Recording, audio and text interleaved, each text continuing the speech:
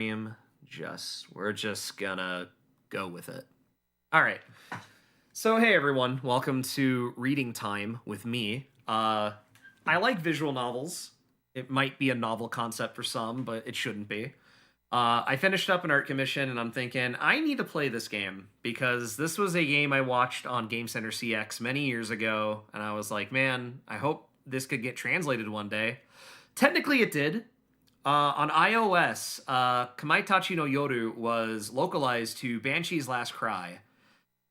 It's not a bad localization. I played like the first good amount of chapters. Unfortunately, it is localized to the point where it's not like it has its own identity, but it's very like Americanized. So it's more of like John and Jane go to this nice little cabin in the woods, and I'm like, it's snow everywhere, and it's kind of like, oh, it doesn't have that. I don't know.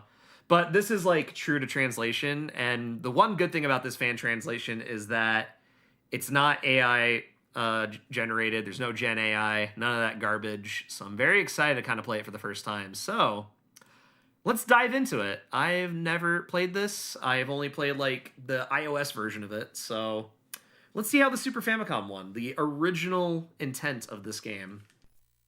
Let's check it out. Chunsoft we're familiar with because we did play 428 Shibuya Scramble on the channel before. So here we go.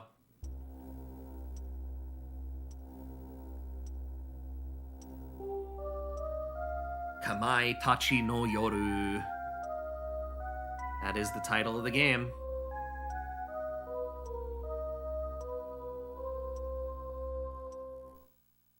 Oh, it auto-saves your stuff. Interesting. Can I delete the... Welcome to the Ski Lodge Spur. Our guest's delete file. I can't wait for Ryu to show up and punch a guy. Yeah. Because I was testing to see if things worked on the console, and it does work, but this is my first time playing it. Welcome to the Ski Lodge Spur. Our guests are Toru and his partner, Mari. We'll keep the canon names.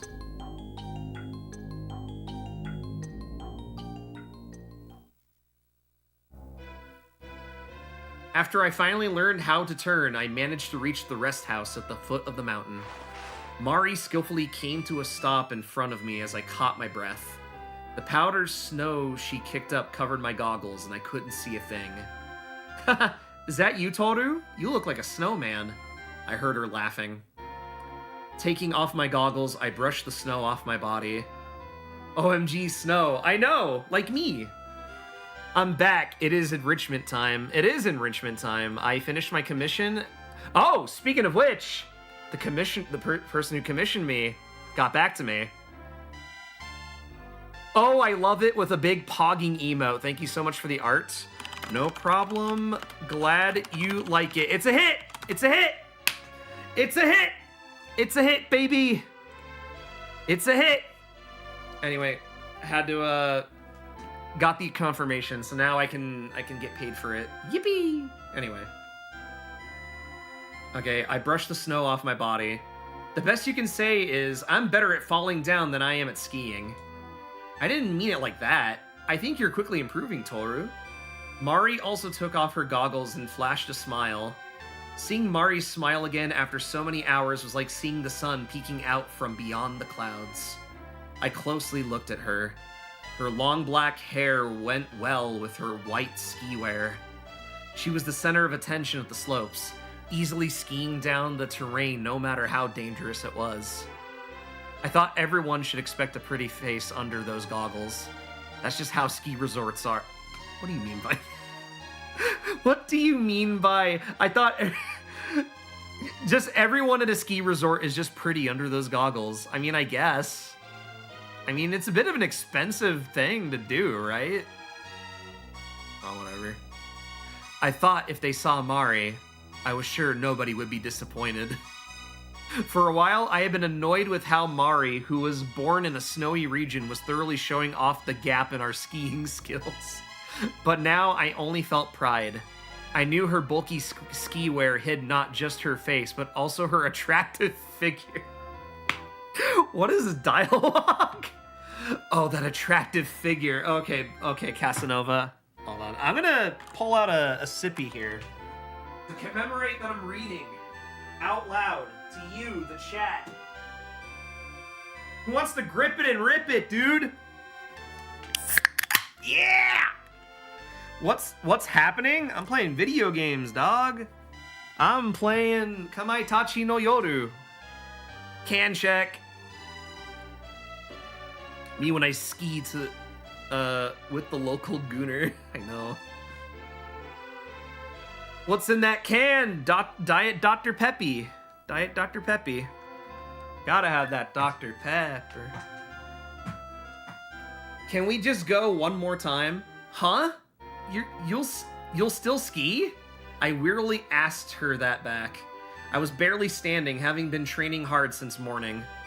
As if begging me, Mari put her hands together and said, "It's fine, right? Just once more." I pointed at the sky and said, "Come on, let's go back. I don't like how the weather looks." I wasn't lying. The sun had been occasionally showing its face today, but was completely hidden now. The whole sky was dark and gloomy. "You're right, there may be a blizzard tonight."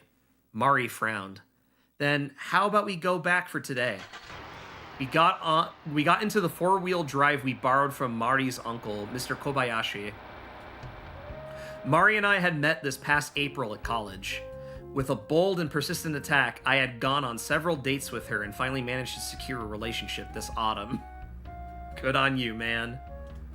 But it felt like a wild goose chase since she didn't respond much no matter how hard I pushed. I'm kind of surprised she was into you to begin with, but alright. So when she invited me to go skiing with her, I was frankly surprised. She said her uncle, Jiro Kobayashi, runs a ski lodge in Shinshu. But since it was a little inconveniently far from the ski slopes, it seemed few guests came even in the ski season. She invited me because her uncle would let us stay for cheap. Of course, I happily accepted and we came here to Shinshu yesterday, December 21st. I wonder if he's blackmailing her? I don't know, I just started. We'll see. Around the time we arrived at the lodge, the sun had already set and snow had started to fall. Mr. and Mrs. Kobayashi managed the spur, which looked like a log cabin on the outside, but was a stylish ski lodge inside, with white as its base color. Whether the menu was multinational or stateless, I couldn't say, but it was nevertheless varied and all tasted just as good. It was about to be in a slump, but it seemed to be getting popular, with journals and magazines referring to it. It was cheap since they weren't busy. I realized that after we arrived yesterday, Mr. Kobayashi was trying to not make us worry. Unfortunately, or perhaps I should say naturally, Mari and I had separate rooms. Oh my gosh. This dude's just like, "We aren't sharing rooms, but we're in a relationship. What the heck, man?" Dude. I mean, if she just accepted and the relationship just kind of started in autumn, let it naturally flow, my guy. Let it naturally flow. A, we meet up in the lounge after changing clothes, or B, after changing clothes, we decide to talk in one of our rooms until dinner. Bro be rushing things. All right, now we got a big decision now. Do we meet up in the lounge after changing clothes, or do we, after we change clothes, we decide to talk to one in one of our rooms until dinner? I'd say the safe option is A. But also, yeah, I would say A. I would say A in this situation. Because if the relationship is starting and you need to understand, like, her boundaries and stuff, it's like, yeah, man, we'll just meet up at the lounge after. Give her her space. Give her her space. Wait, is this Banshee's Last Cry? Yes! Because it was localized, but it was so American, it was crazy. Yeah, Kamaitachi no Yoru. I've only played a little bit of the iOS version, but now you can't even get it anymore. But the fan translation came out, and it doesn't use AI garbage, and I'm like, this was the one translation I've been waiting for years to play on like an actual Super Famicom, so I'm very happy about it. I also learned about this because I watched an episode of Game Center CX. I only remember this for the weird Street Fighter 6 crossover. Exactly. No one knows about this other than the Street Fighter crossover, and you can't even play it in English. It's incredible.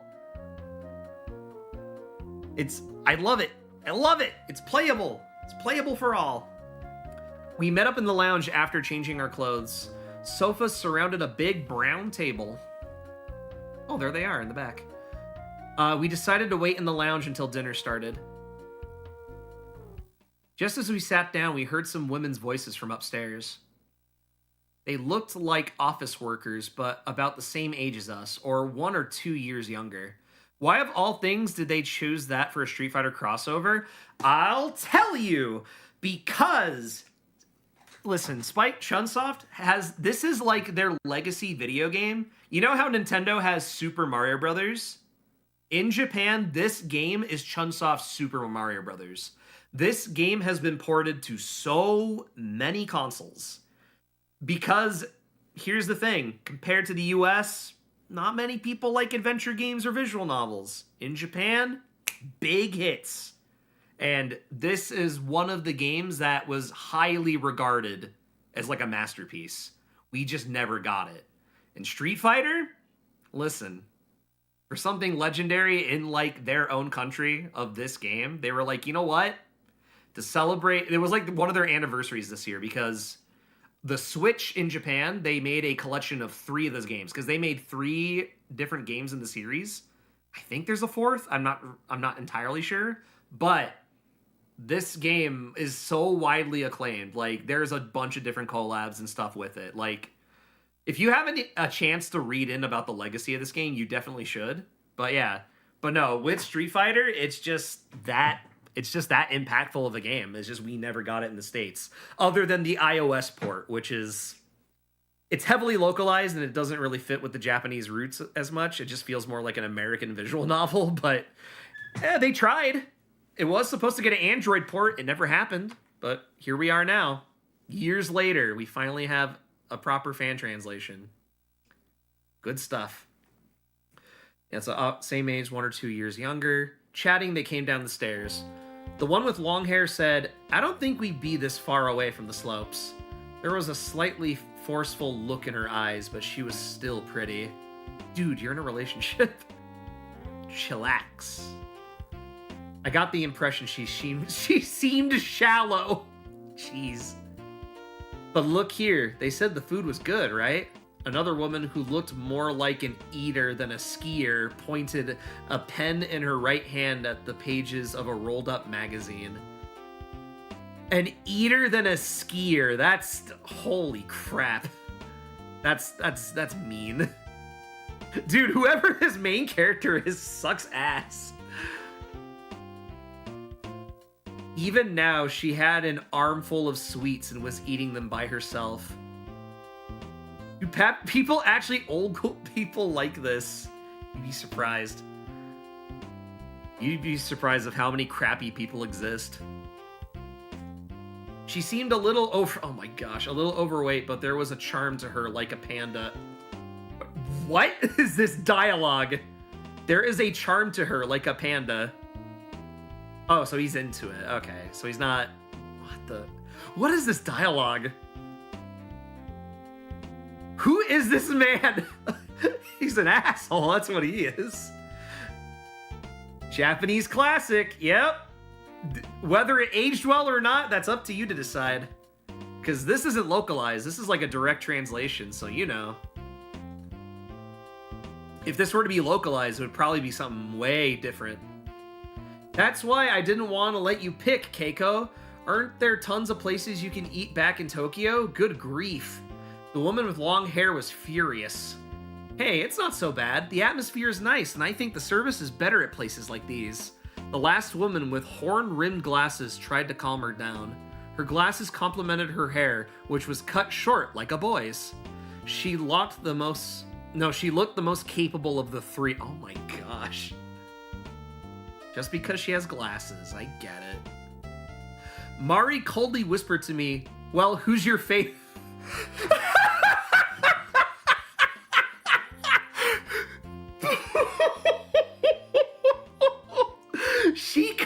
dead to rights. She's like, I saw you ogling them, you sicko. Mari's awesome. I like Mari. What are you saying? I wasn't looking at them like that. I got all flustered. What a silly question, honey. The only one I have eyes for is you, baby. I wagged my finger at her.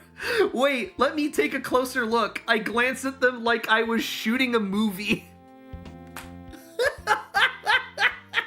This sucks. There's no...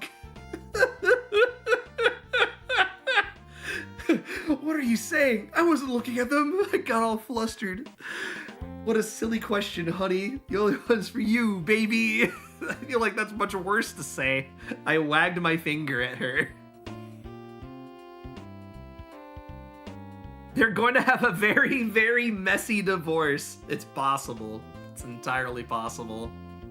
All right, what are we feeling? What are we feeling? What a silly question. The only one I have eyes is you, baby. I wagged my finger at her. Wait, let me take a closer look. Glance at them like I was shooting a movie. You could play it off as a funny little bit, but I don't think this dude is slick as he think he is.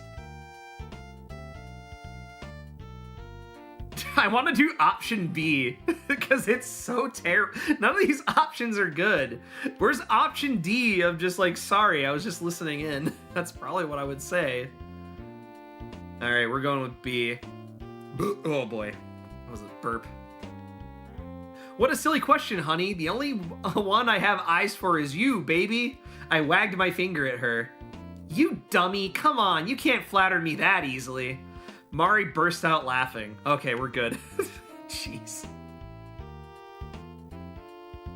The girl in the glasses came up to us with a camera and asked, "Excuse me, would you mind being in a picture with us?" Well, I wasn't expecting that. Being such a handsome guy has its disadvantages sometimes. This freaking guy over here. This freaking guy. I got up and approached her. No, I don't mind. So what kind of pose? But then the girl hurriedly pushed me away. Oh, you must be her manager. You don't have to be in the picture. Manager? You're the actress Momoyo Harada, right? Look, she was in the skiing movie Come With Me Sometimes. Someone needs to sit this guy down for a talk. Where's his parents? Well, Slightly Egg, welcome in. What? She was asking for a picture with Mari. She's mistaken her for an actress. The slightly overweight girl was sweating nervously. It's fine, right, manager? Mari was grinning at me. Okay, please take our picture. The girl in the glasses handed me her camera. Okay, here we go, I guess. Okay, cheese! I snapped the photo right on the Z sound of cheese. I was sure it would make everyone look funny in it.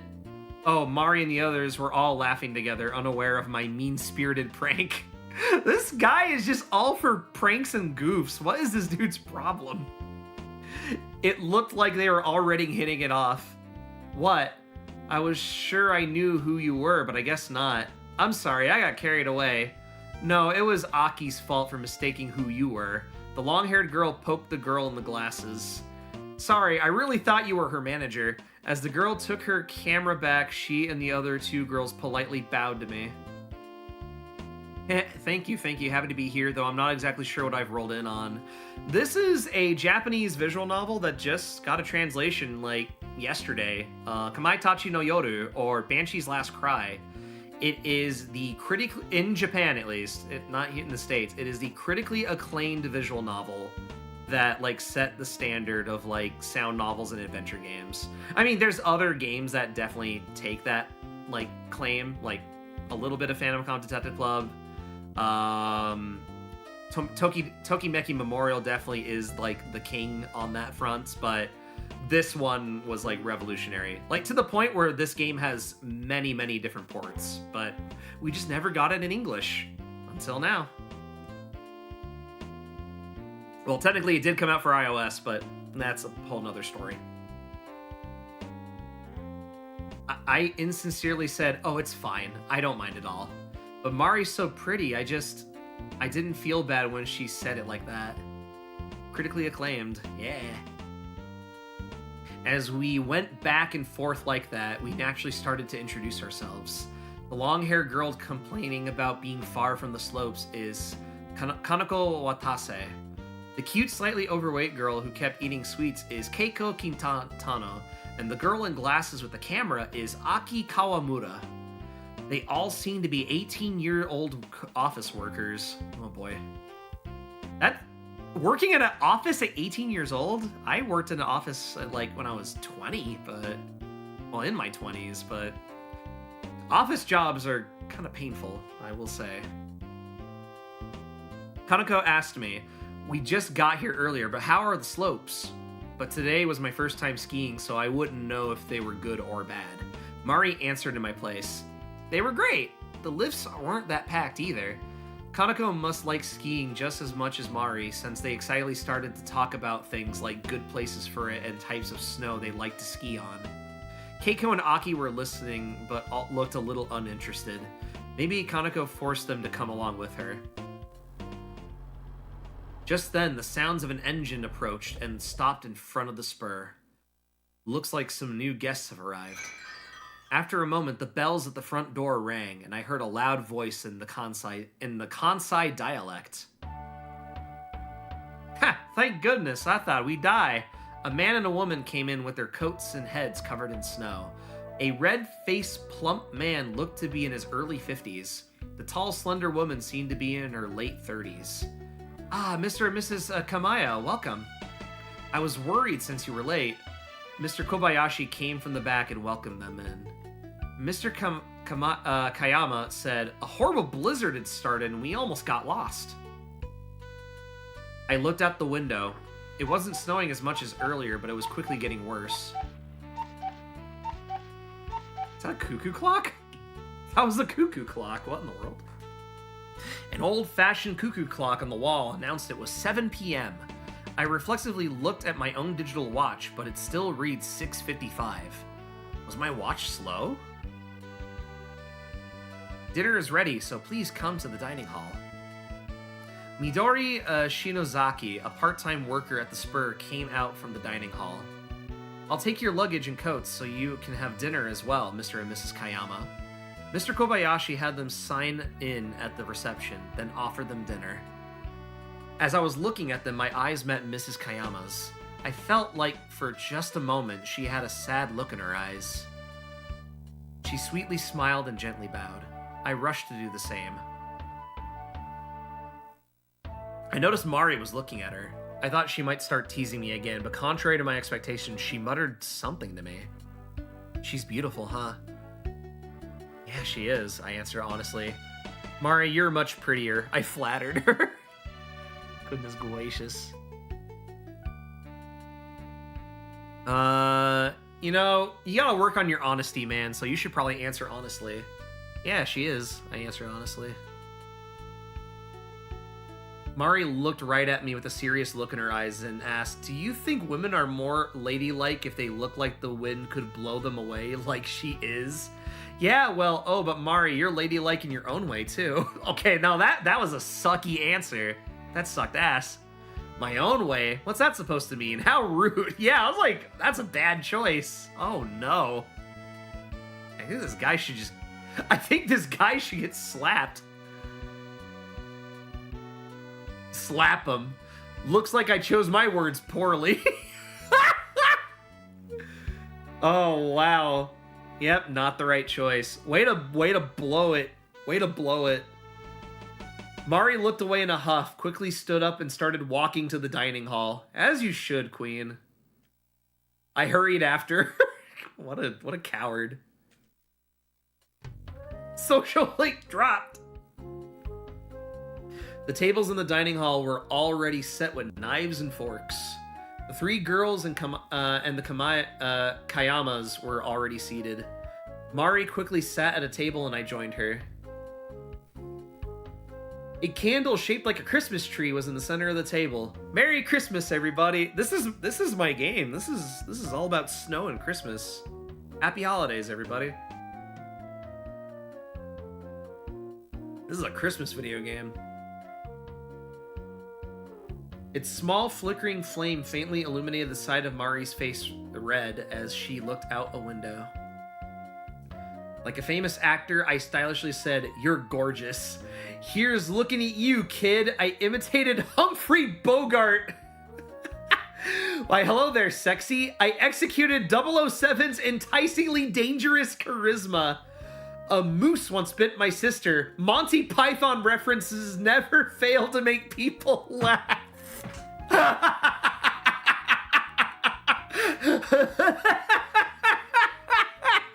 And movie references? Dude, this game is made for me. Holy moly.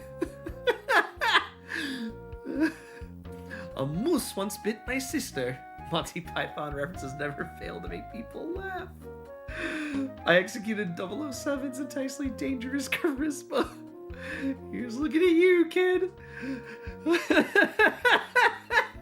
I kind of want to say that. You can never go wrong with a Monty Python. Imagine she doesn't know and you just embarrass yourself like the fool you are. Holy crap, this is awesome. You know what? I'm going to shoot my shot. I'm going to execute James Bond levels of cringe. I kind of... D is a good one. Like a famous actor, you're gorgeous. All right, let's try to be like James Bond, baby. Why, hello there, sexy. I executed 007's enticingly dangerous charisma. You better not be thinking of something dirty.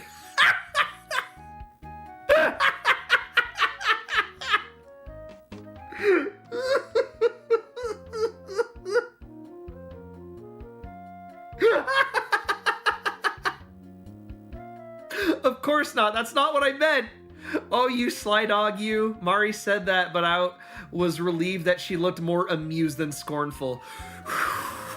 Goodness gracious. Listen, you miss 100% of the shots you don't take. Eventually, our meal arrived. Midori and Ms. Kobayashi brought dinner to each of the tables. Well played. Thank you, Pierce Brosnan. I don't know what I'd do without you. Was it Pierce Brosnan at this time when this game came out? Probably not. Oh well. Brought dinner to each of the tables. Tonight's guests were me, Mari, the three girls, and Mr. and Mrs. Kayama. Well played, Fs. I don't think so. Probably not. I thought that was everyone, but there was someone else who wasn't exactly a guest. A man in a coat sitting in the corner of the dining hall, almost blending into the wall. Who is this man? Who is this man sitting down? He hadn't taken off his coat or hat for dinner, and moreover was wearing black sunglasses. He didn't look like a businessman here for work, much less a skier. A Yakuza. That was my first impression. What are these options? In spite of myself, I asked, but why would a Yakuza be in a place like this? Oh, Timothy Dalton? Probably. Could that person be a Yakuza? I asked Mari for her thoughts. Could this person be a Yakuza? I asked Mari for her thoughts. It's rude to stare at him like that. Besides, are you saying a Yakuza come to ski lodges by themselves? Of course. When I looked more closely as he quietly sipped his soup, I thought he might just be a decent guy who looked unusual. Way to assume, buddy! Maybe he was just wearing sunglasses out of a desire to act cool or hide a stare that easily scared people. In any case, once our food came out, I completely forgotten about that. Who's this man? Anyway, food's here. In case, let's see. Mari swallowed a mouthful of what was in her bowl and cried out, "It's so good!"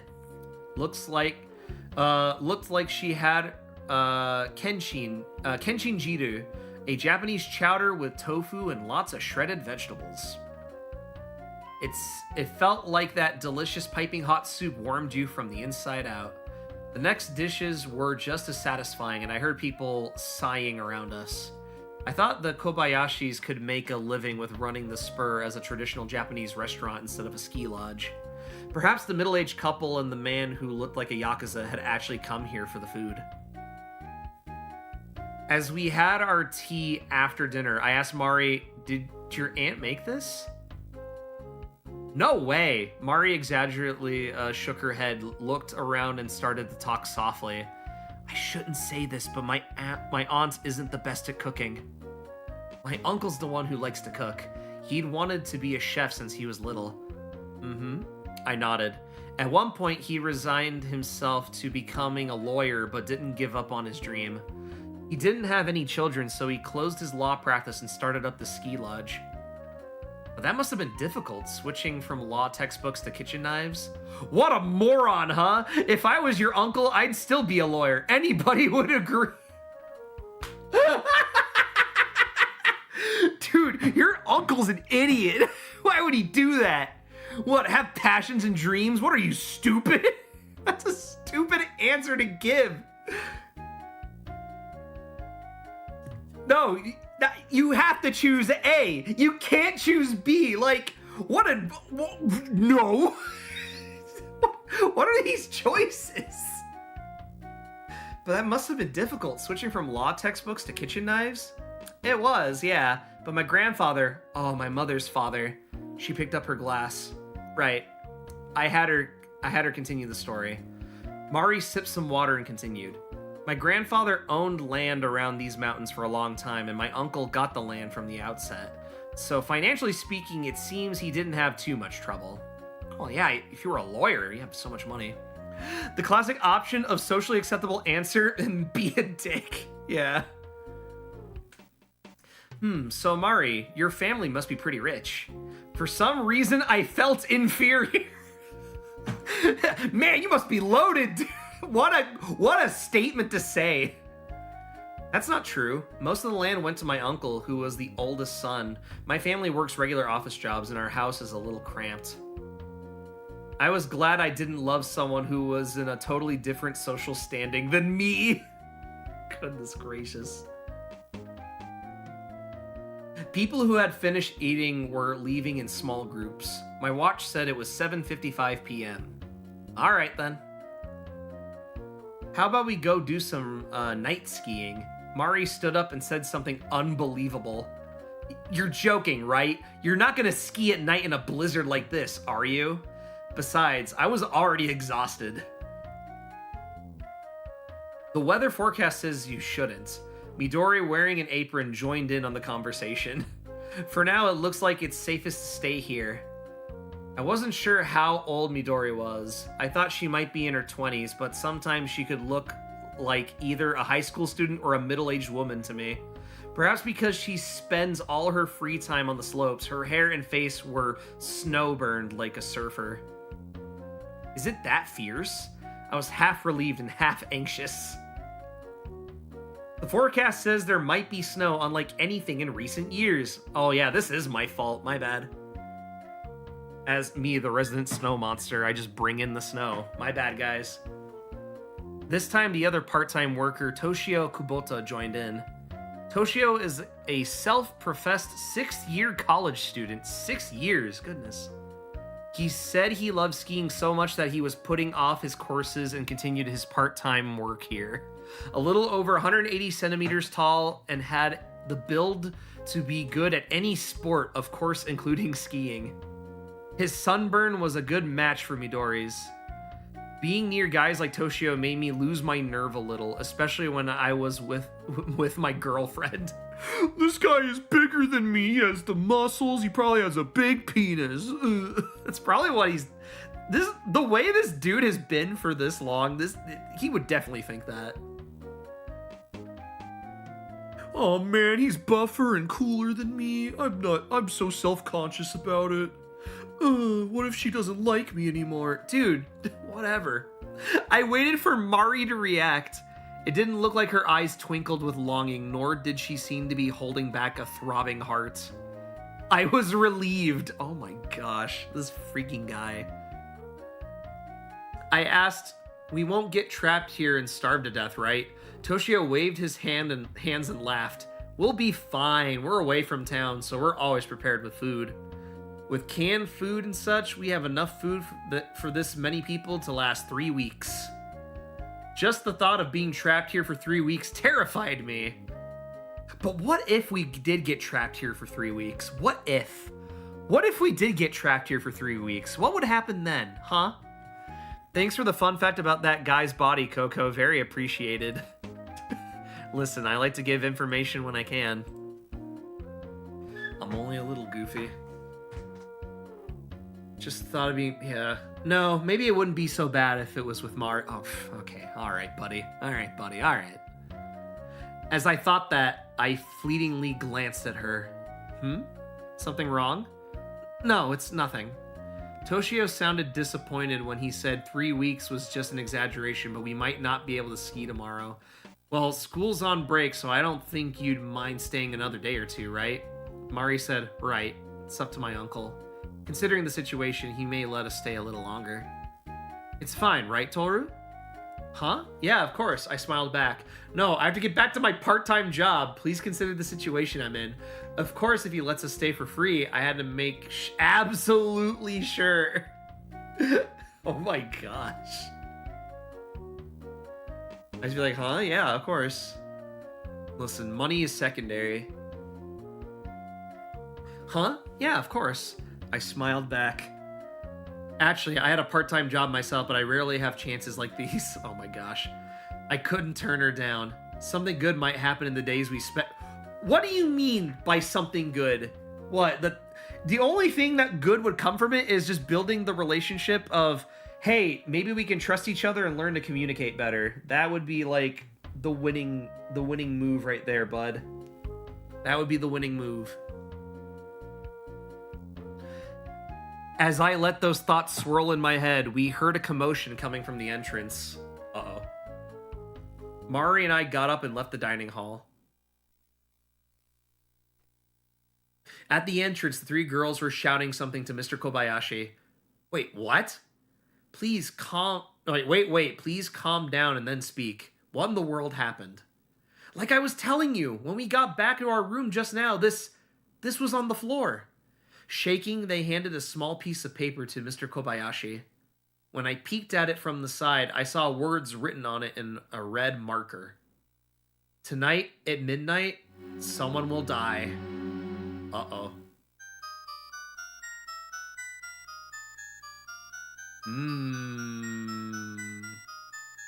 Tonight, at midnight, someone will die. Tonight at midnight, someone will die? When I read that out loud, everyone gasped at once. Several seconds later, Mr. Kobayashi said, is someone messing with us? What awful taste. Mari frowned. The joke certainly was in horrible taste, if they really meant it. But someone had to have entered our room to put this there, right? I feel so creeped out. I can't sleep there. Kanako looked like she was on the verge of tears. If you found it on the floor, couldn't they have slipped it through the gap under the door? Was the door locked? When Mr. Kobayashi said that, the girls had blank looks on their faces. Oh yeah, they wouldn't need to go inside. Looks like they hadn't even thought of that somehow. Aki said, but I still feel creeped out. Would you like to switch rooms? Luckily, some rooms are empty. Do any of them have a TV? When Keiko asked that, Mr. Kobayashi shook his head as if apologizing. I'm sorry. I usually don't put TVs in guest rooms. Only 2 rooms have a TV, and you're staying in one of them. What about the other one? Unfortunately, it's occupied. If you would like to watch TV, you will have to bear with staying in your current room. What should we do? 3 girls looked at each other and started talking amongst themselves. Aki said, I feel really creeped out. Kanako replied, do we really need a TV? Keiko selfishly said, huh? There's something I want to watch. You want to watch TV? Then why did you want to come here? We came here to ski. To ski. Kanako was furious. I know that, but I can't miss today. The last episode of 101's 101st Maltese is... You mean 101 Dalmatian? 101 Maltese is tonight.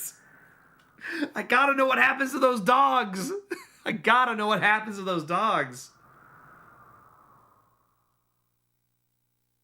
I haven't seen it, but it's a popular drama these days about dogs and love. Do you want to watch a TV show about dogs falling in love? That's insane. Imagine just getting prepped for a TV show. It's just like, dude, dogs just love each other. It's like, sure, man. Sure. In the end, the girls decided it was a pointless prank.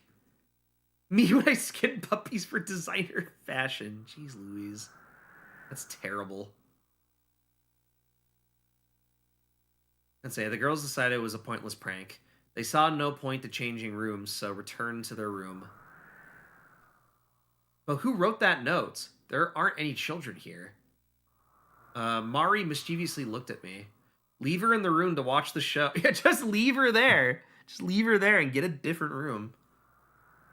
Exactly, you get it. Mari mischievously looked at me. What if it was you, Toru? She said something ridiculous. Mr. Kobayashi looked at me in surprise. Surprised myself, I objected. That's not funny. Why would I do something like that to some girls I just met?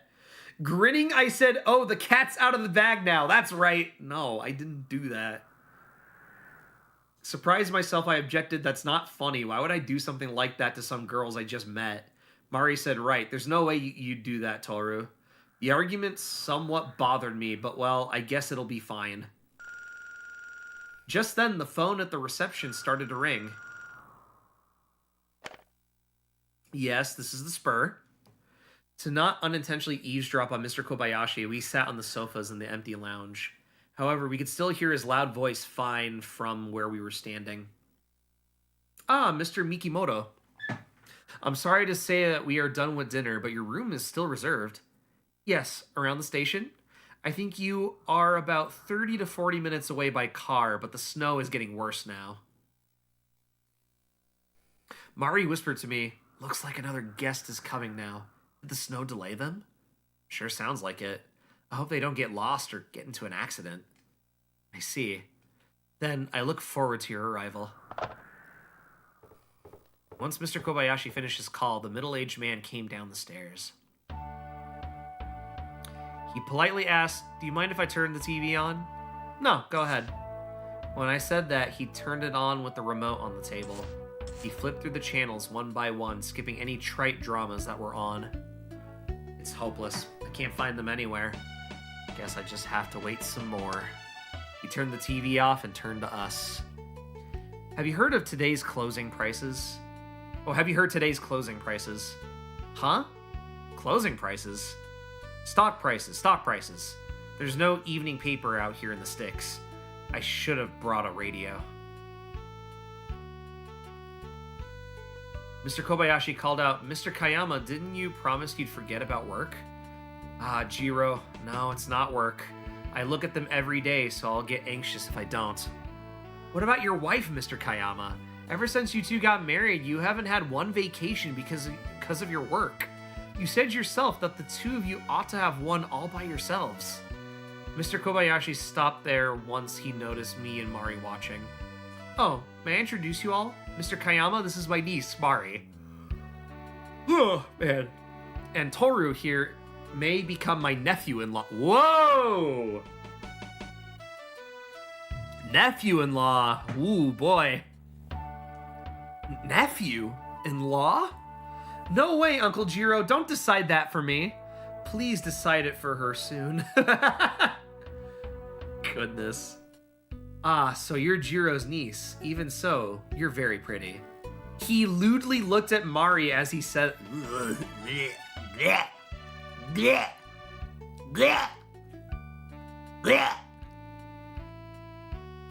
No, maybe I'm just overthinking it. Mr. Kayama was a great help at my previous job.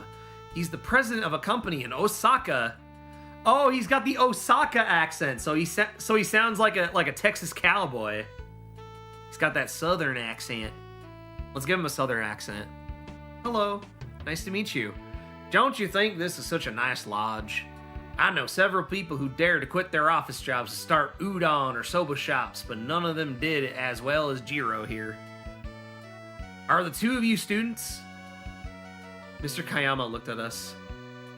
Yes. Toru, you should take some notes from Jiro here. He's a splendid guy. Konnichiwa, Matt. Konnichiwa. Hi, Fluffy Towels.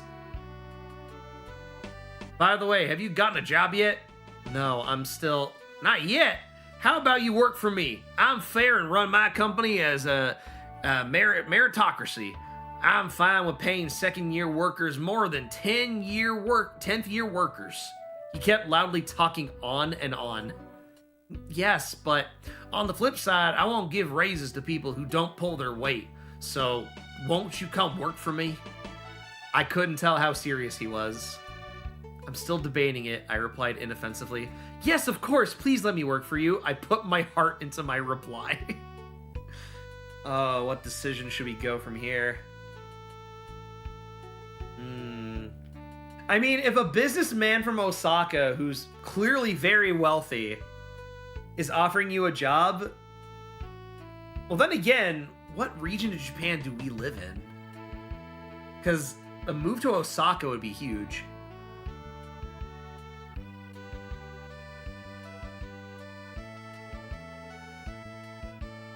Yeah, I'm still debating it, I replied inoffensively.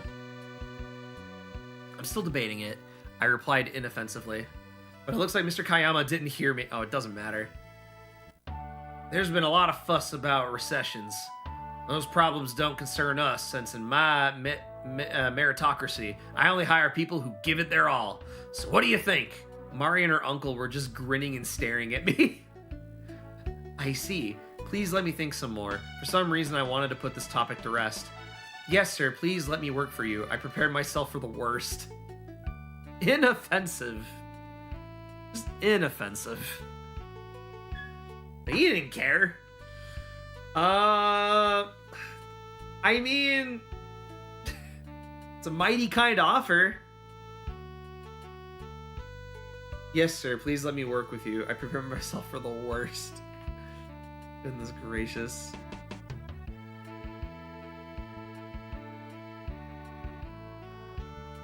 Yes, sir, please let me work for you. I prepare myself for the worst. I see, well said. If you decided strike while the iron's hot, my company is a meritocracy, so I don't care about your academic record or if you graduated or not. You come to Osaka and start working right away. If I didn't even need all my credits, I won't have to write a graduate thesis either. My prospects look bright, or they should.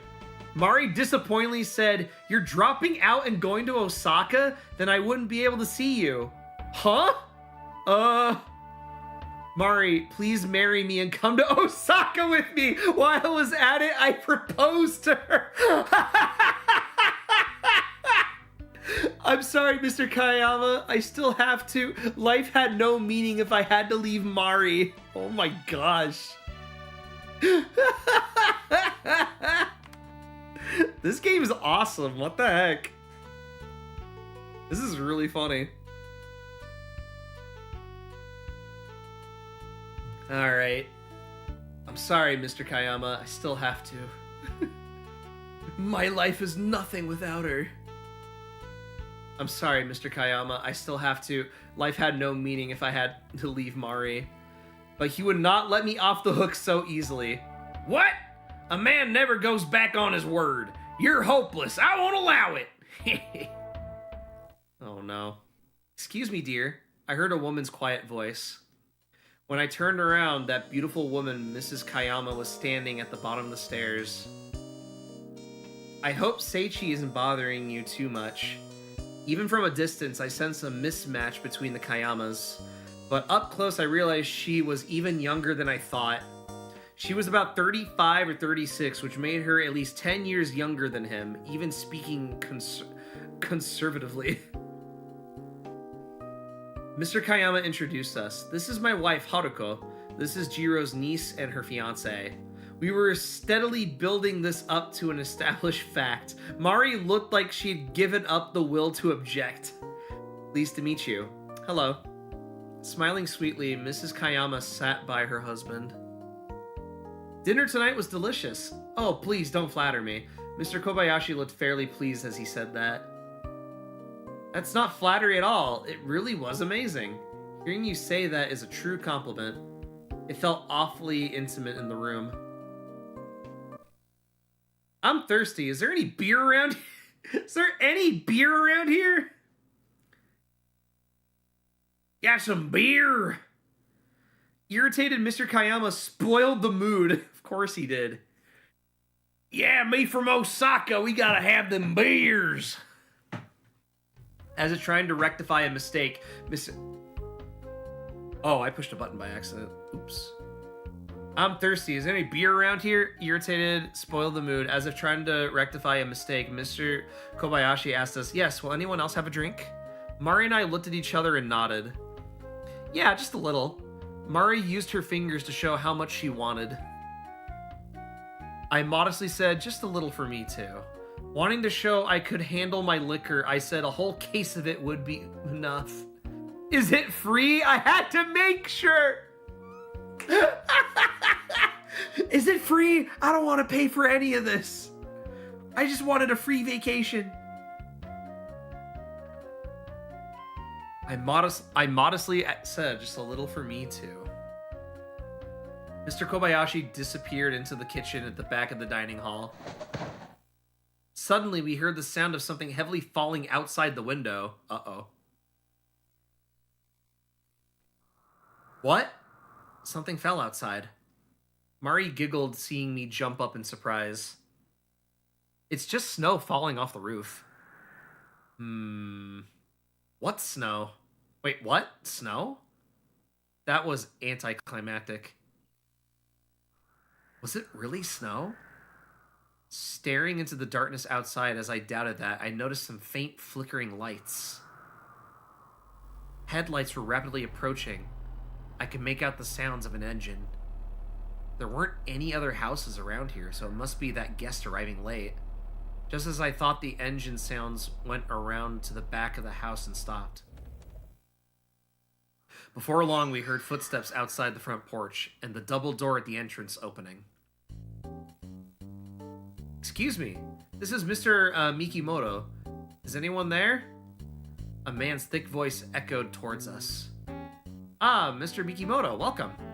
Mr. Kobayashi came running from the dining room. The tall man took off his shoes and stepped inside. Mr. Kobayashi hurriedly placed our drinks on the table and ran off to the reception. Do any of the answers actually matter in the end? I don't know. We're gonna find out, won't we? I mean, we're still in the beginning parts of the game, but color me intrigued. But we are gonna be in an ad break, so don't go anywhere. We'll be back momentarily soon with more Kamaitachi no Yoru, or Banshee's Last Cry. There's a mystery going on. There's that mysterious Yakuza guy. There was that note about someone at midnight's gonna die. We'll see. Anyway, don't go anywhere. We'll be back momentarily soon. One sec.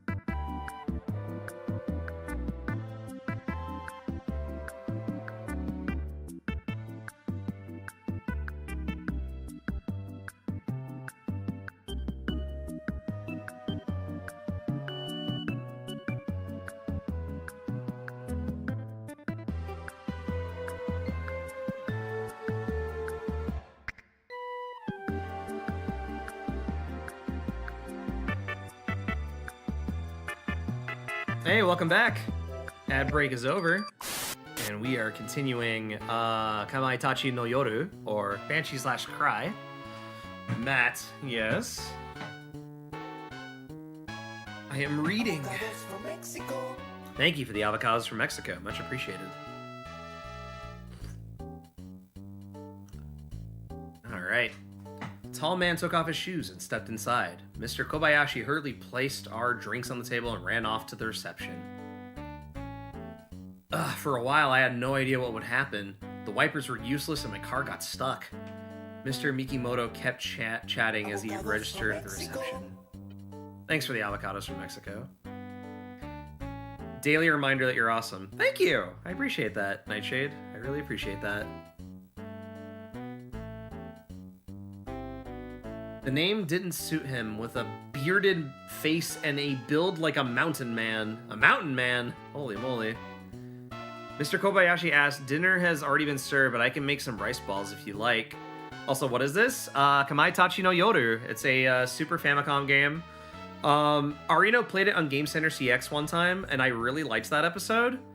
And then the game technically did get localized as Banshee's Last Cry for iOS only as a visual novel, but it was localized heavily to the point it was like Americanized, and a lot of people were very mixed on it. But a fan translation of this came out because this was kind of like one of the white whales of one of the games get translated. And this game is very popular in Japan in terms of like, oh, this is like a legacy visual novel game. Like, because if you're familiar, there was a collab with Street Fighter 6 not too long ago that was a collab with this game, and I was like, oh, like, we didn't get this game in English, but someone worked really hard to make this translation happen, so now we have it. It came out just yesterday, and I was just like, oh, sick. So I'm playing it right now. See, dinner has already been served, but I can make some rice balls if you'd like. No thank you. I had enough to eat on the way here. I'd like something hot to drink. Would you like coffee or black tea? What about some soup? Some black tea, please. Should I bring it to your room? Or perhaps to the lounge here? Oh, the lounge is fine. Mr. Mikimoto glanced towards us.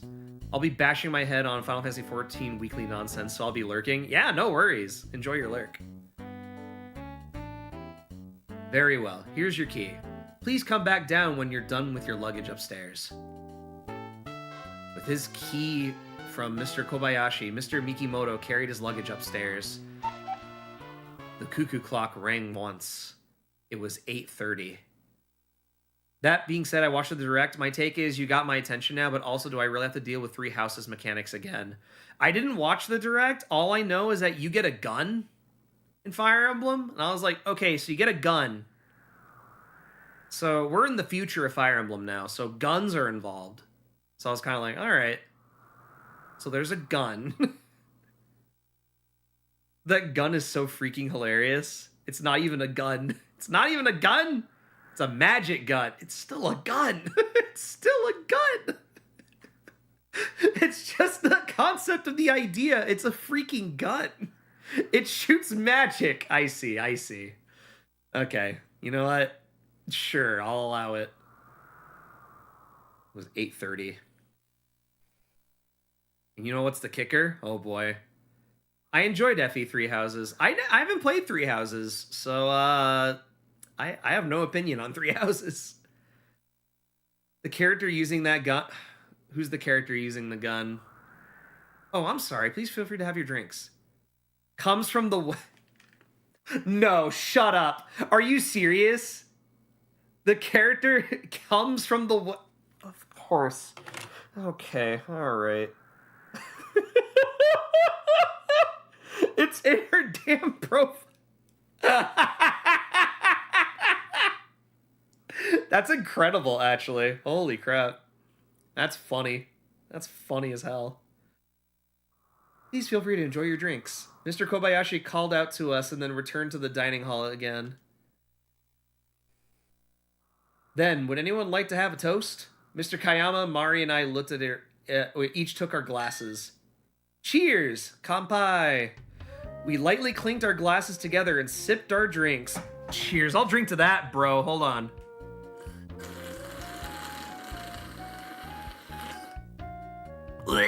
Okay. Thank you, Dr. Pepper, for being there for me. Anyway, I got nothing against Three Houses except it's exhausting AF and it doesn't follow the rules of the series. I'll have to play Three Houses. I mean, do I own Three? I think I own Three Houses. I'm looking right now. I think I bought it because it was on sale and I never played it. Yep, I do own Three Houses. I bought it and never played it because I knew Fire Emblem games would always get stupid expensive. Why do I do this to myself? Why am I like this? Matt, there's too many games you own where I'm like, I should wingman. There are too many, you're right. Mrs. Kayama perhaps, because she couldn't drink or didn't want to decline to join us. When it's cold outside, the greatest luxury is drinking a cold beer in the middle of a room. Don't you think so? Mr. Kayama was grinning. Yeah, it is, I politely agreed. I don't think so. I disagreed. Sure, dude. Yeah, it is. I politely agreed. Certainly, beer you drink in a warm room as you see a blizzard outside had a different taste from beer you drink from the middle of summer. Good evening, everyone. I heard Mr. Mikimoto's loud footsteps as he came back down the stairs. Oh, you're all having beer? I give in. I still feel frozen solid. He looked very cheerful sitting next to Mari as he was laughing out loud. Ah, back already, Mr. Mikimoto. Your black tea is ready. Mr. Kobayashi came back with some more beer. And he said Mrs. Kobayashi and Midori... Wait, as he said, Mrs. Kobayashi and Midori brought a tray with a teapot and cup. Haruko, you're not having any beer? Would you like some black tea? We also have what's called a Mississippi mud cake. It's very good. What's a Mississippi mud cake? Is this like a real thing? Chat, is this real? Is a Mississippi mud cake real? Chat, this has to be real. I'm looking this up. I'm looking this up.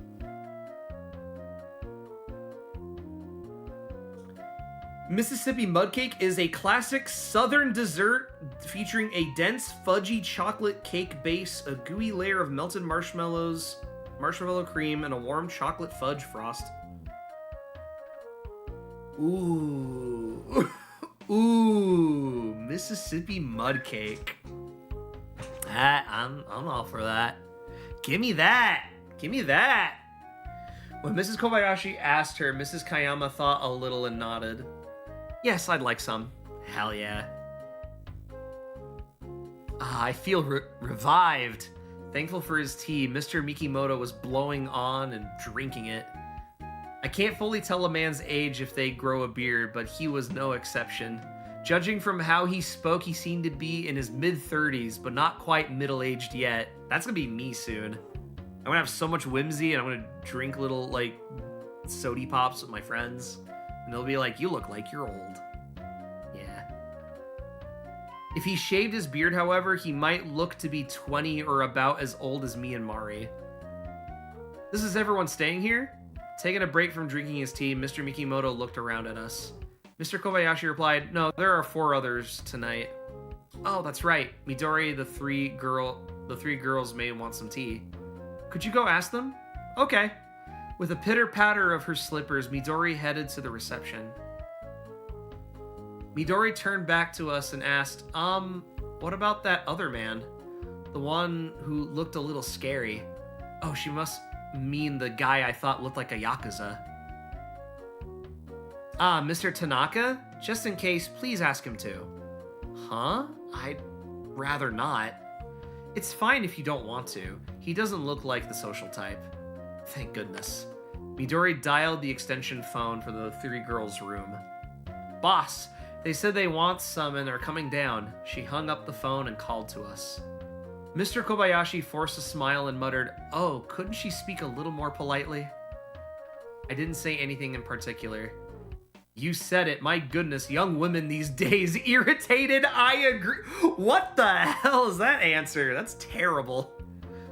Well, it's ultimately your job to keep your workers in line. I spoke keenly with some sighs mixed. What the hell? That is a moment where you should just not say a single thing. That is a moment where you just sit down and shut up and you just keep those thoughts to yourself. You're just like, it's like, I wish you could see me. I'm doing hand motions where it's like the guy with the neck, where it's like, shut up. Don't say a freaking word. Don't say a freaking word. Oh my word. I didn't say anything in particular. Well, I'll go prepare drinks for those three. She took the tray back to the kitchen. Well, the service here is very good, huh? Impressed, Mr. Mikimoto nodded. No, I just started the ski lodge since I like entertaining guests. Mr. Kobayashi looked very shy. Soon the three girls came downstairs. Good evening. Hey, don't push, Kaneko. But I still wanted to watch TV. Just like that, it got noisy. Wow, something smells good. Excuse me, coming through. Kaneko, I told you to stop pushing me. Since there were a lot more people now, Mari and I sat on the stairs. Even so, the sofas were completely packed. At about the same time, Mrs. Kobayashi came in with some black tea. I asked Toshio too, but it looks like he doesn't want any since he's watching TV. Thank you for the tea. The three girls said that together and brought it to their lips. The cuckoo clock rang out the time, and we looked at it all at once. 3, 4, 5, 6, 7, 8, 9. It was 9 p.m. When the clock stopped ringing, all we could hear was the wind fiercely blowing outside. The window frame shook enough that I thought the thick glass would shatter. Aki worriedly asked, There won't be an avalanche, will there? No, don't jinx us any further. I'm still creeped out from what happened. Kaneko was about to say something, but covered her mouth in surprise. Uh-oh. This was awkward. Mr. Mikimoto relaxedly asked, What? Did something happen? I planned to follow up with, We were talking about being trapped here in a blizzard and starving to death. There were cockroaches in the soup! No, just that threatening note. Tonight, someone will die. Just straight out say it. Yeah, we got a death threat tonight. It was crazy, dude. We got a crazy death threat.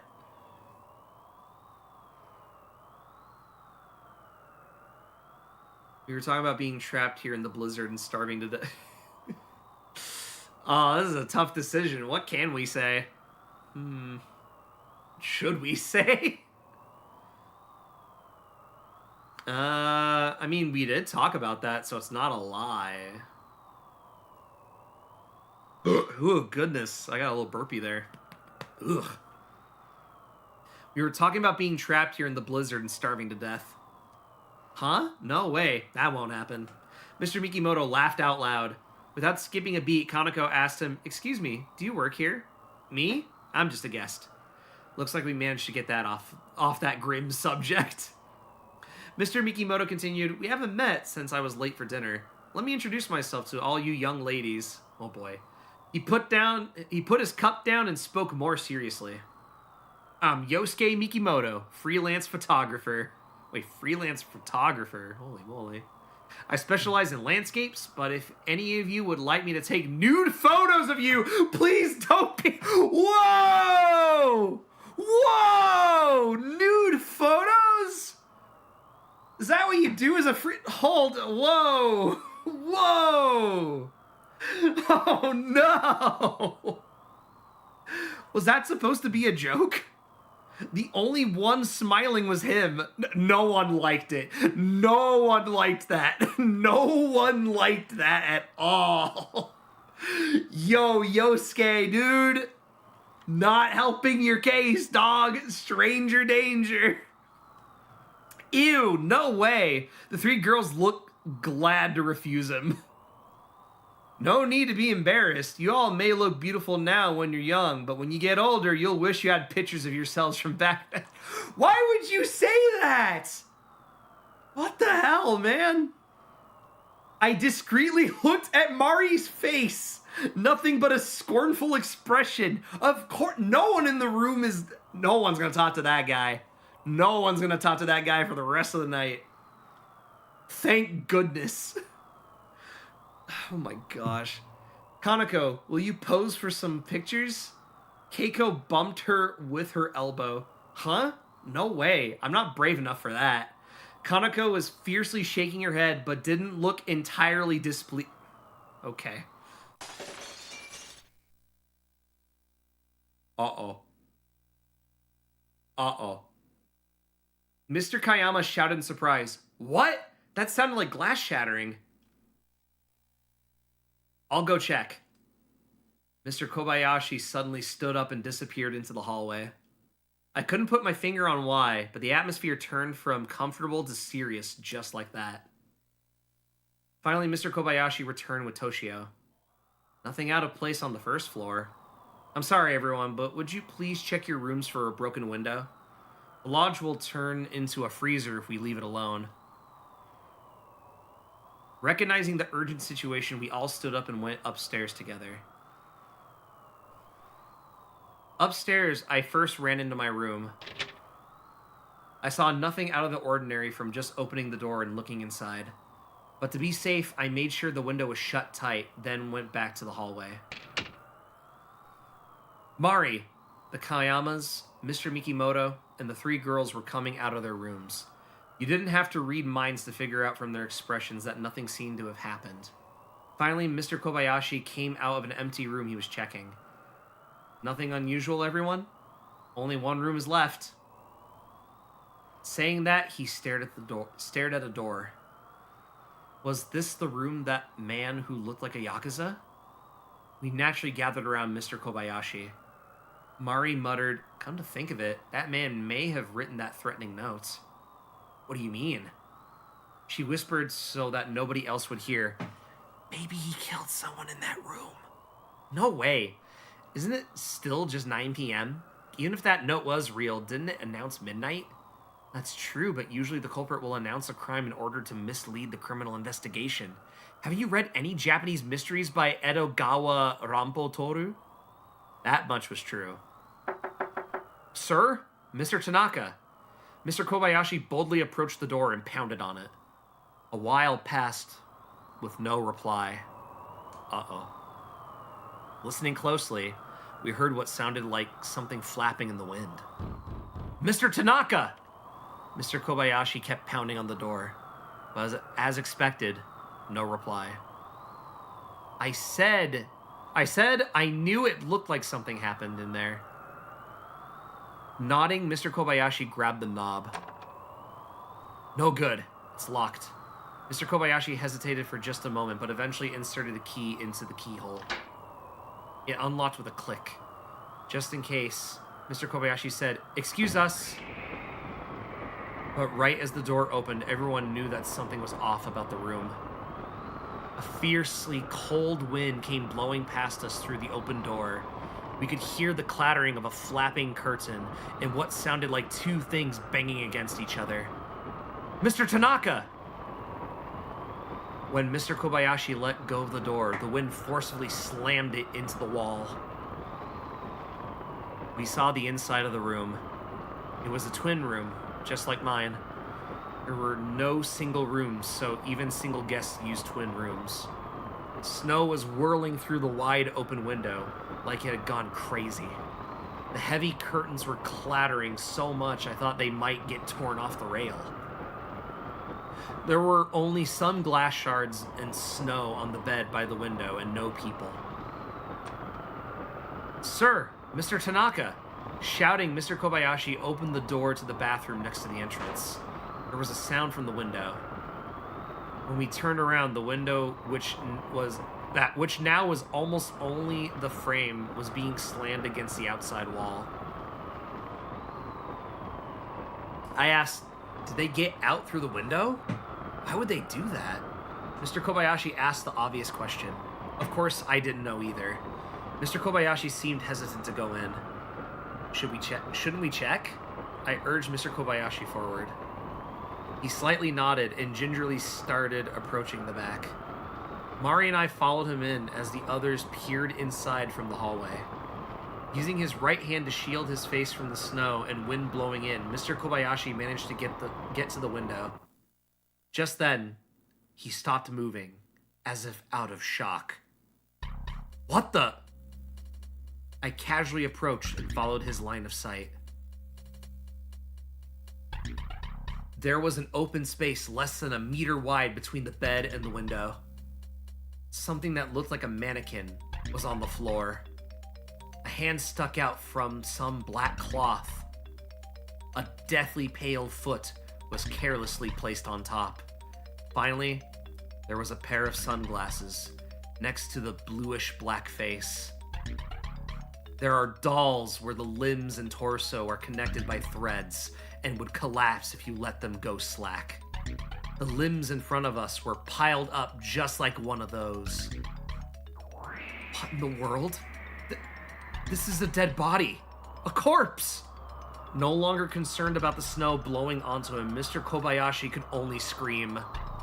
Unable to say anything, Mari and I were paralyzed with fear as we saw snow start to accumulate on the pile of body parts.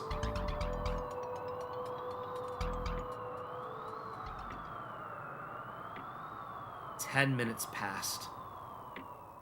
All the lodge workers and guests had gathered in the lounge downstairs. Well, more accurately, everyone except our dead guest. The only ones who saw it were myself, Mr. Kobayashi, and Mari. He'd driven the others away from the room before they could see it. We hadn't had a chance to explain what we saw, so we only sipped our hot tea in our fright. Irritated, Midori said, "Come on, can't you at least tell us what happened?" I glanced at Mr. Kobayashi, but it looked like he hadn't heard her. Breathing hard, I answered. He was dead. His severed limbs were scattered there. He was dead. I heard someone gulp. Severed? What's that supposed to mean? Midori must have thought it was a bad joke, as she pointedly asked me for more details. Midori, what about it do you not understand? Before I knew it, my voice cracked as I shouted. His body parts were scattered about. His head, his arms, his legs, all severed and scattered on the floor. Oh no. One of the girls screamed and started to cry. I then saw it was Aki. Midori quietly asked, "Was he Mr. Tanaka?" Yes, I think so. His complexion was completely different, so I couldn't tell for sure, but I think it was him. Suddenly, Midori narrowed her eyes. Are you sure it wasn't just a very well-made doll? Were it and that threatening note both just a prank? There was no way you could confuse a person for a doll. I shuddered, remembering how the severed arm poked out of the pile. But special effects in movies these days are amazing, right? Was it anything like that? Midori talking like that made me doubt myself. It was a corpse. No doubt about it. It was covered in blood. When Mr. Kobayashi declared that, Aki screamed again. I knew it! That threatening note was real! I want to go home! Come to think of it, I've heard of this before. It could be a kamaitachi. Licking his lips, Mr. Mikimoto started to speak. I asked back, Kamaitachi? Yes. Have you heard of it before? There are old stories around here of people's skin or clothes suddenly being cut for no reason. People say that this is the work of yokai known as kamaitachi, which means sickle weasel in Japanese. Mr. Mikimoto quietly said that and looked around at us. After a brief silence, Mr. Kobayashi laughed scornfully. You're saying it was a kamaitachi that dismembered Mr. Tanaka like that? Don't be ridiculous. Mari also joined in. Plus, isn't what you call a kamaitachi a natural phenomenon? I've I've heard of vacuum pockets that cause cuts like those. But that didn't bother Mr. Mikimoto. That explanation is more or less correct. But regardless of whether it was a yokai or a natural phenomenon, we do know that cuts like those happened. Excuse me. I said, but even if you've heard of them cutting skin or clothes, can they dismember a human body like that? If a yokai did that, you can imagine anything at all. Come on. I don't believe in them either, so don't look at me like that. Let's say that it was a natural phenomenon. Listen to how fierce the wind is outside. Don't you think it may not be so mysterious that it could make those uncommon frightening vacuum pockets? Winds that could shatter a window and instantly dismember the body of someone standing next to it. Did winds like those blow in this world? Plasma. It was because of plasma. Aki shouted after looking so afraid the whole time. Keiko quizzically asked, Aki, what do you mean by plasma? I don't understand it well, but I know that has to be it. That's our explanation. It didn't seem like at all it would explain anything, but Aki nodded and looked very sure of herself. Okay. But what about the notes? A person had to have written it, right? What? But, distressed after Kanako said that, Aki started to cry again. Unable to bear it any longer, Mr. Kayama cut in. Tell me, what exactly is this threatening note that you were talking about earlier? Mr. Kobayashi immediately looked at me, but he quickly realized it was too late to keep it a secret now, and soon started to explain it. Well, to tell the truth,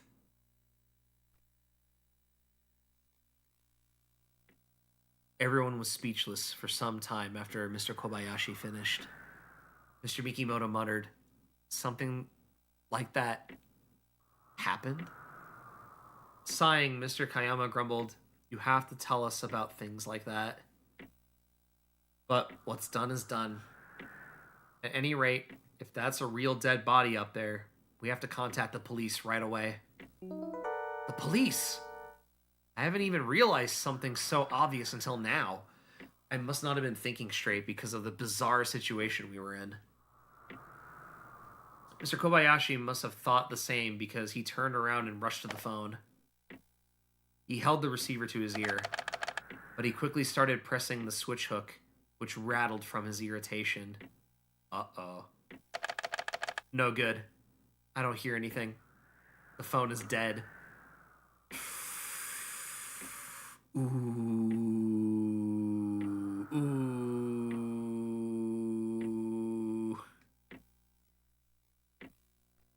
Mr. Kayama got up and shouted, What? This is awful. Maybe the phone line got cut somewhere. Mr. Kobayashi was almost hatefully staring at the silent phone. The phone wasn't working. It took me a while for the significance of that to really get to me.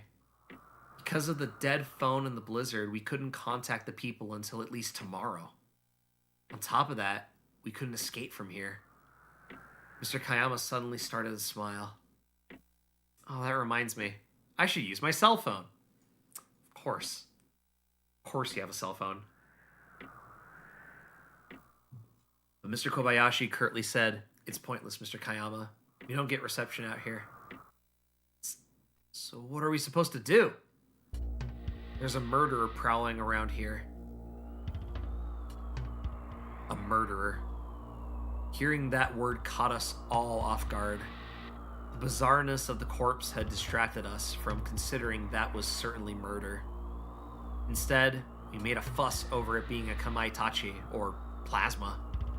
No, maybe we were intentionally trying to not consider that. But it couldn't be an accident or a suicide. Murder was the most natural conclusion.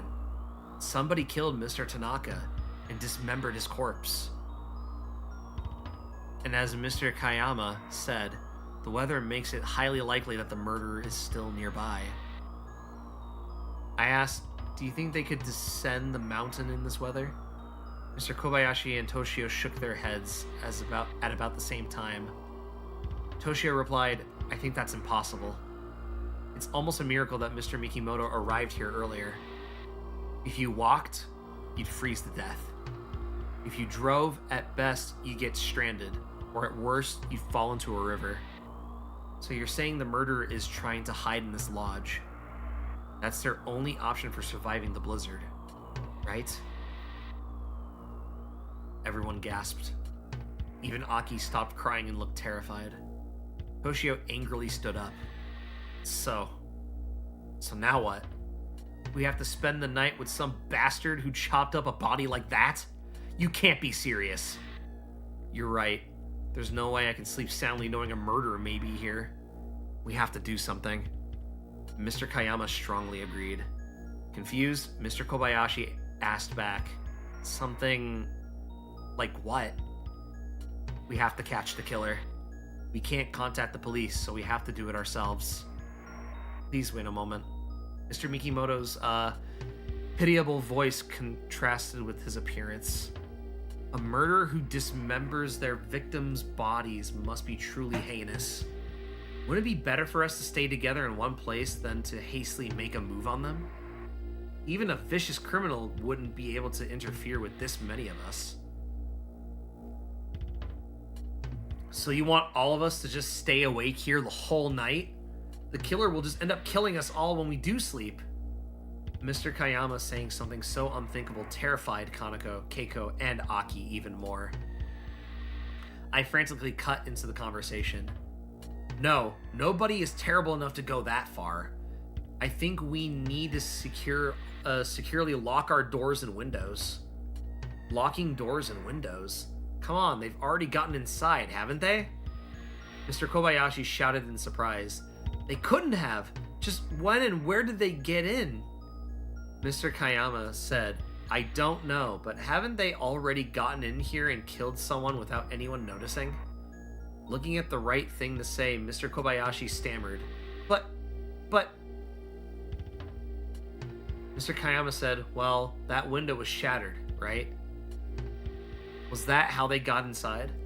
Snow doesn't get removed from the backside often, so maybe it wasn't hard for them to get in through a window upstairs. I said what I felt naturally followed that line of thought. If they didn't get inside through the window, did they also escape out of it?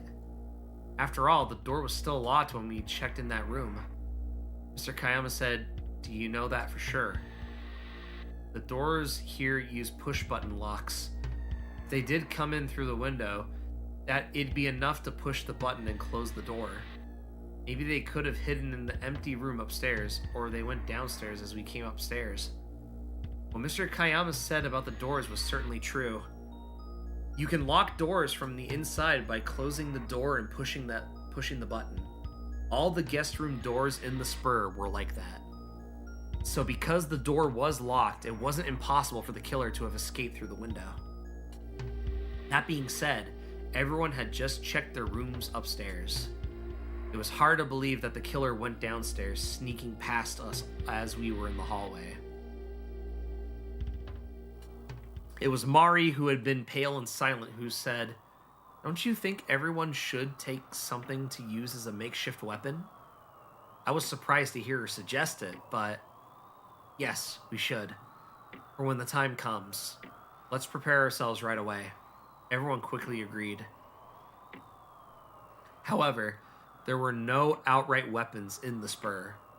In the end, everyone took things like ski poles, fruit knives, or mops. We considered kitchen knives and such to be too dangerous, so we ended up using our least reliable options for weapons. Let's make teams and search every inch of the lodge. Under the beds, in closets, in bathtubs, anywhere somebody could hide. Before we knew it, Mr. Kayama had become our leader. After all, he was a company president. All 5 men teamed up. Myself, Mr. Mikimoto, Mr. Kobayashi, Mr. Kayama, and Toshio. The women all sent us off. I wish they'd also sew us some soldier's charms. No, you don't. No, you don't. Be careful. Mari said just a few words, but they comforted me. Mr. Kobayashi asked nobody in particular, where should we start looking? I said, ooh. Do we want to check upstairs or downstairs? Ooh. That's the real question. I would say upstairs, maybe.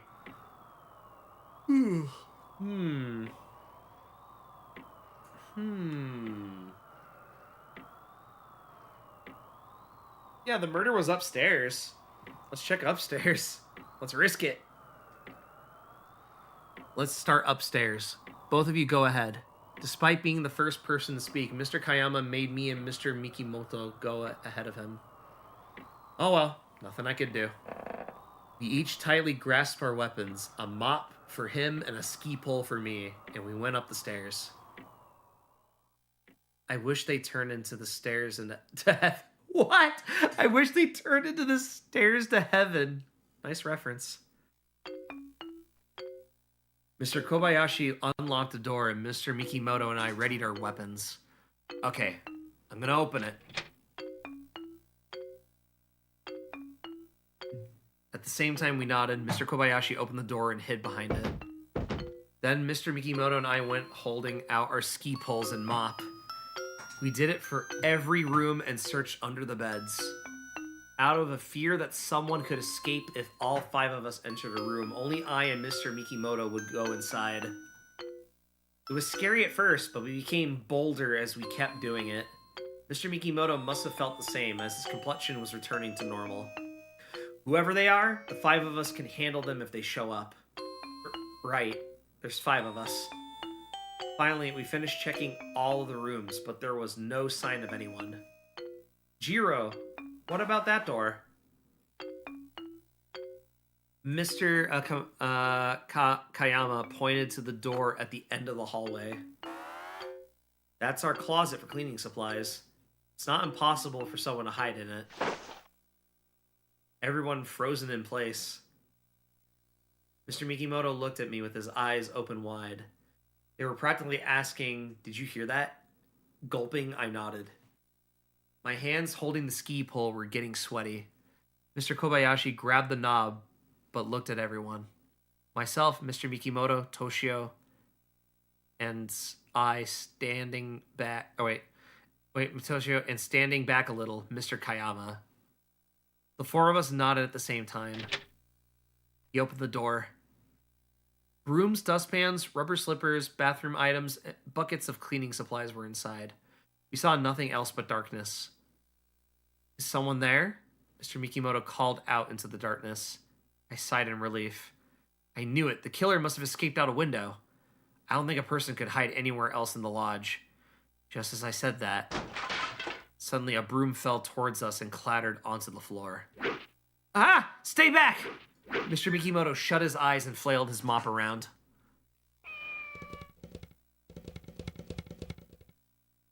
That was an animation of a cat. Holy moly. Did you see that, chat? That was a whole cat. That was a whole dang cat. A cat. Toshio said, "Oh, it's Jenny." So that's where she was. Jenny. She's the lodge's cat. I was wondering where she went since I hadn't seen her. I thought it was my cat. Sorry. The whole time she was in here. Okay, then. Mr. Kobayashi pressed us on. Next, downstairs. Kitty! Look at that animation. That was cool. We all started to think it was less and less likely that the killer had broken in. Completely relaxed, unlike just earlier, we went downstairs. I may not look it, but I did judo in high school. If the killer appears, I'll hold them down with a one-armed shoulder throw until they can't speak. Now that it came to this, Mr. Kayama started saying that. So then, you'll stand in front next time, Mr. Kayama? I kept my lips sealed. Just let the man speak. Don't say anything that'll piss him off. I kept my lips sealed. Mari and the others were waiting downstairs were looking worried. She asked, "How was it?" I just shook my head. That black cat from earlier was at Midori's feet now and hungrily eating its food. Oh, it's a black cat. I had no idea how much worry it caused us. The cat. It had no idea. Yeah. On the first floor, we checked the lounge, the dining room and kitchen, the staff room for Midori and Toshio, the Kobayashi's room, and what looked like a drying room. We briefly checked them, but didn't think anyone was hiding there. Returning to the lounge, I asked Mr. Kobayashi, are there no other rooms? After thinking a little, he answered, there's only the wine cellar left, but it's locked. Well, that's unfortunate nobody was there in the end. Oh, well, that's unfortunate nobody was there at the end, even though... I even thought of giving them a taste of my own Jigoku Guruma judo throw. Mr. Kayama rubbed his hands together in frustration. As usual, he was all bark and no bite. When we returned to the lounge, Mrs. Kobayashi had brought out some coffee for us. Nobody was there, huh? Mari could tell just from the look on my face. So in the end, they must have escaped outside. Toshio replied, yeah, I wonder. Everyone had a complex expression of both relief and anxiety. I suppose it wasn't only natural. Yeah, it was natural. We were in no danger for now, but we still couldn't be sure if there really was nobody hiding from somewhere. Plus, even if they aren't here now, they might still come in later tonight. And no matter how tightly we lock the doors, they could simply come in by breaking another window. Wait. I suddenly had my doubts. We had assumed from the beginning that the killer had broken the window to get in. But was that really true? Could the killer have entered the lodge even earlier than we thought? I realized that one of us had no alibi. That was a bold assumption.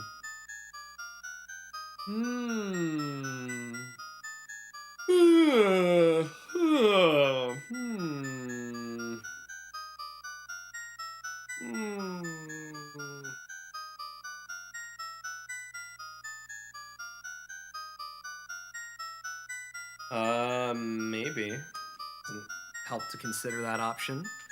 Could the killer have entered the lodge even earlier than we thought? Then they could have taken their time to dismember Mr. Tanaka's body. That being said, it didn't explain how they could have dismembered a human body like that. Or did they have some kind of special process for it? Then the way they dealt with the body in such a short time between the window shattering and us going to the room was... They applied that magic trick with a banana.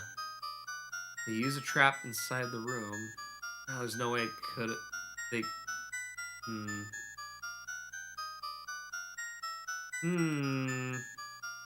no way they could have. There's no way they could have. The killer must have entered the lodge even earlier. But when? And where did they come in? Could they have gotten inside without anyone noticing? On top of how all the windows and doors were locked, the only entrances or exits that came to mind were the front door and the drying room. But then, somebody must have seen them. Moreover, even if the guests were in the back, at least Mr. Kobayashi should know who was coming and going. So then, underground, they dug a hole on the What? They killed Mr. Tanaka from outside without ever entering the lodge. The killer came in through the front entrance, but nobody saw them. No. There is the possibility they could have come from underground. I don't know.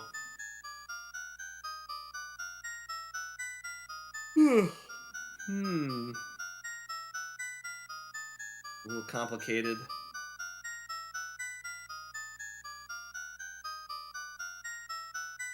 We could check the basement, but I don't know. They killed Mr. Tanaka from outside without ever animating or... Wait. Interior... Is that what it is? Hold on. Would they have killed him from outside? No. Came through the front entrance and nobody saw them. That is true. The killer came through the front entrance, but nobody saw them. That's right. The truth became clear to me. I didn't mean to say the killer was an invisible person. They had definitely shown themselves to us.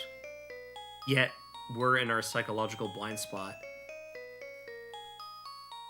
What's the matter? You look shocked out of your wits. Mari smiled at me. I thought the expression was scared out of your wits instead. It's fine, it doesn't matter. Anyway, what is it? I've discovered the truth behind who killed and dismembered that person. Everyone looked at me in alarm. Really? Mr. Kobayashi was surprised. Frightened, Mari asked, the killer? No, you don't mean the killer is one of us, do you? Unfortunately, that is exactly right. It can't be. I said... The killer is me. The killer is you, Mari. Naturally, the killer is...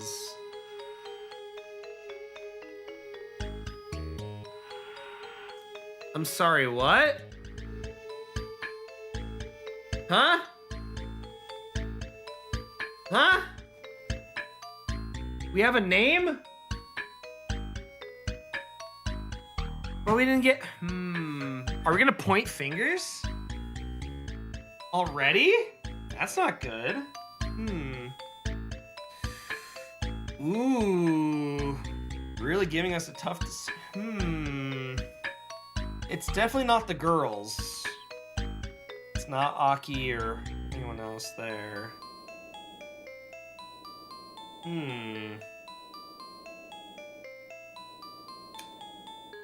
Can I just hit end? Because I can't really come to a conclusion with this. This doesn't feel right.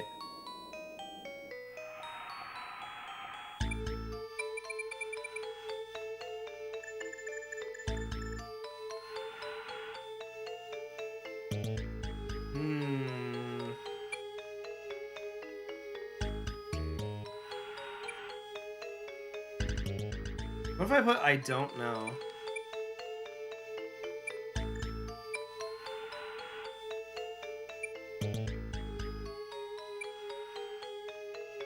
I can't even fit no. You.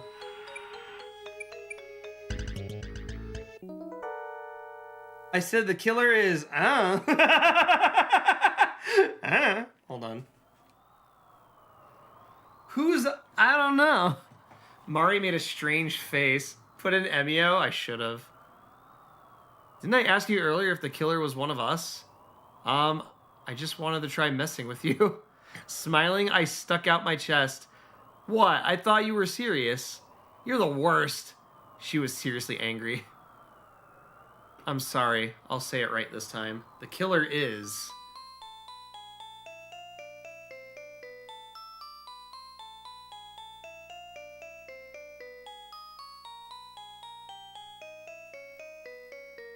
let's go back. Oh yeah, we can go back on certain decisions.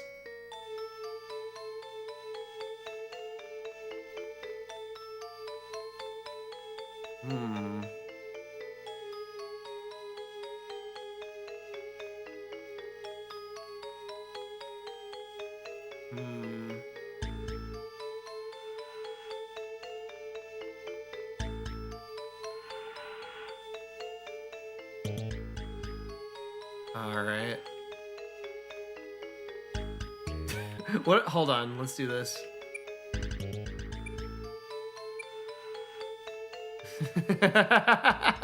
Hold on.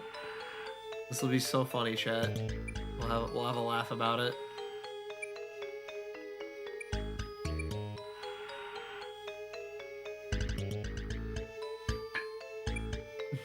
Hold on, hold on.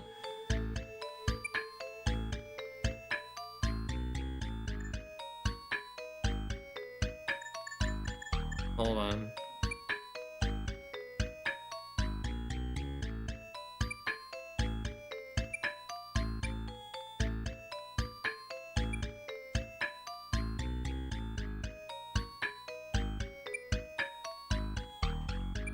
I don't know, bro.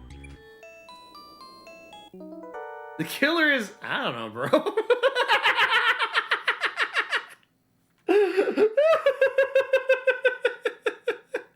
I don't know, bro.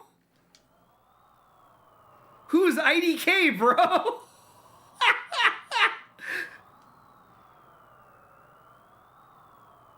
Oh my gosh.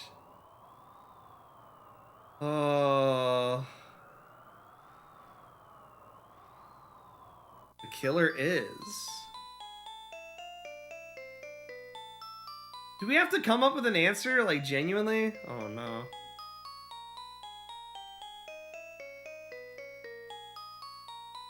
I'm trying to think of, like, who we can pin this on.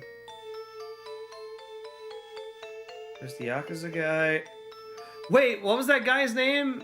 Yosuke? Yeah, Yosuke.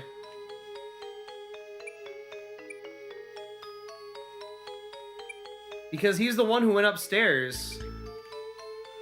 They didn't want to bother the Yakuza guy, so...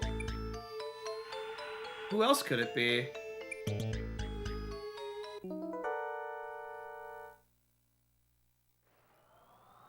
Who's Yosuke? Did I spell his name wrong? Oh, I need to figure out his name. Hold on.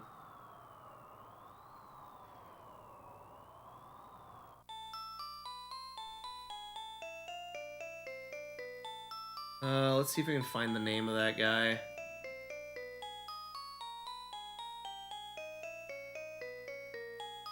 Not Mr. Kobayashi.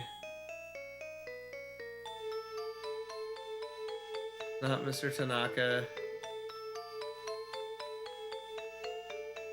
Not Toshio.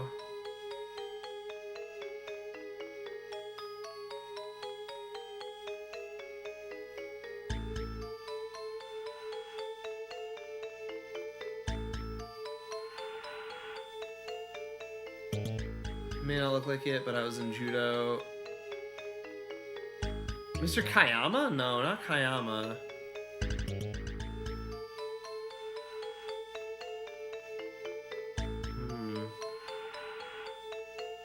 Mikimoto. Is that who it is? Yeah, Mikimoto.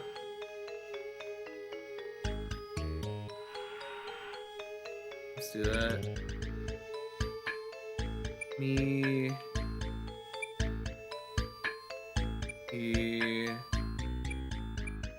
Well, that doesn't make sense, though.